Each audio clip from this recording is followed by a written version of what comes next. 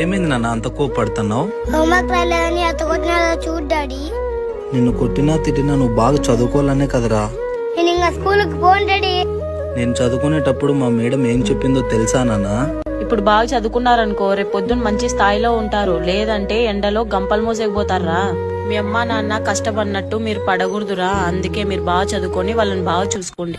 ఆ రోజు మా మేడం చెప్పినట్లు వినలేదు కాబట్టి ఈ రోజు గంపలు మోసే పనికి పోతానా నాన్న.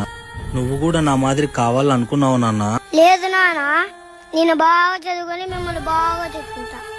మా నాన్న బంగారు. టీచర్స్ కొట్టినారనో తిట్టినారనో స్కూల్కి వెళ్ళడం మానేస్తే మీ చేతులారా మీ భవిష్యత్తుని మీరే నాశనం చేసుకున్న వాళ్ళు అవుతారు. ప్లీజ్ పిల్లలందరూ రోజు స్కూల్కి వెళ్ళండి.